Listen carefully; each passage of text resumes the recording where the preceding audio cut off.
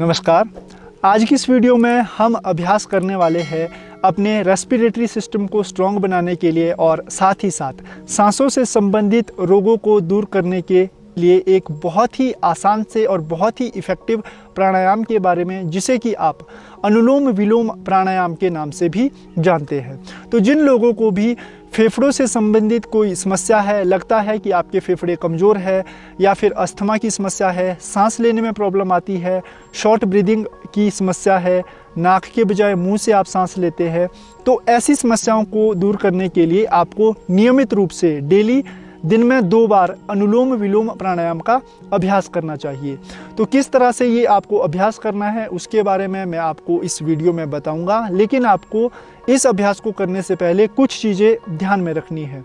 जैसे सबसे पहली चीज़ तो आप ध्यान में रखें कि जब भी आप अनुलोम विलोम प्राणायाम का अभ्यास करें तो आपको हमेशा ये अभ्यास खाली पेट ही करना है। दूसरी बात आपको ध्यान में रखनी है कि जब भी आप अनुलोम विलोम प्राणायाम का अभ्यास करें तो हमेशा आपको अपनी सांस नाक से ही लेनी है और नाक से ही छोड़नी है। पूरी प्रक्रिया के दौरान अपने मुंह को आपको बंद रखना है। और तीसरी बात ध्यान में आपको रखनी है कि इस प्रैक्टिस को करते समय आपको अपनी पीठ, कमर और गर्दन बिल्कुल सीधी रखनी है। तो ये कुछ सावधानियाँ थी जो कि आपको अनुलोम विलोम प्राणायाम करते समय करनी है। तो इस प्राणायाम को कोई भी व्यक्ति कर सकता है, किसी भी उम्र का व्यक्ति कर सकता है, लेकिन ध्यान देना है कि आपको अपने साथ जोर ज़बरदस्ती बिल्कुल भी नहीं करनी है। जितना नॉर्मल तरीके से आप सांस ले पाएँ उतना ही नॉर्मल तरीके से लेना है, जितना नॉर्मल तरीके से छोड़ पाएँ उतना ही आपको छोड़ना है। ठीक है, तो अब शुरू करते हैं अनुलोम विलोम प्राणायाम की किस तरह से आपको अनुलोम विलोम करना है। अनुलोम विलोम प्राणायाम करने के लिए सबसे पहले तो आप किसी भी शांत और शुद्ध स्थान पर बैठ जाए जहाँ की हवा पानी बहुत साफ़ सुथरा हो। ऐसी जगह पे आप बैठे, खुले कमरे में आप बैठ सकते हैं, खिड़कियाँ खोलकर अपनी मैट पर बैठ जाए, या मैट पर नहीं बैठ सकते तो कुर्सी पर भी आप इसका अभ्यास कर सकते हैं। लेकिन ध्यान देना है पीठ, कमर, गर्दन आपकी बिल्कुल सीधी रहेगी।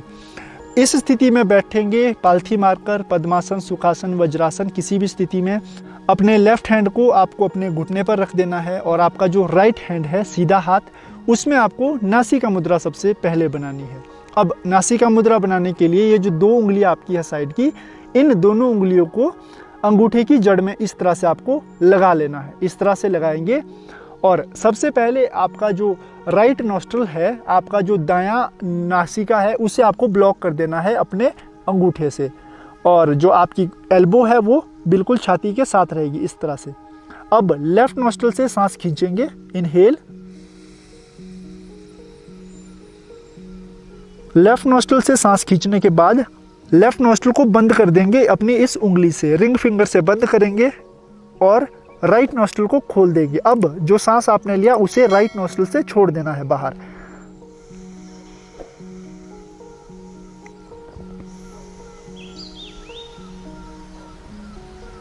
पूरी तरह से सांस छोड़ने के बाद दोबारा आपको राइट नॉस्ट्रल से ही सांस लेना है। इनहेल,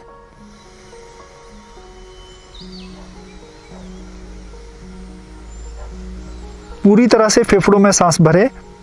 उसके बाद ब्लॉक कर दें राइट नॉस्ट्रल को और लेफ्ट नॉस्ट्रल से सांस छोड़ देना है। एक्सेल।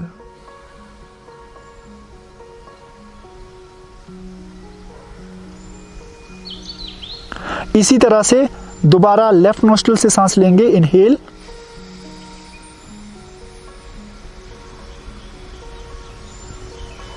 और राइट नॉस्ट्रल से छोड़ देंगे, एक्सेल।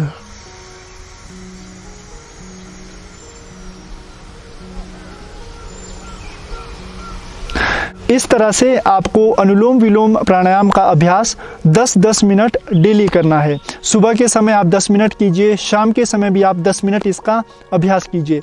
आप खुद ये अनुभव करेंगे कि आने वाले कुछ दिनों के अंदर ही आपके जो सांस से संबंधित जो प्रॉब्लम्स है वो प्रॉब्लम दूर हो जाएगी।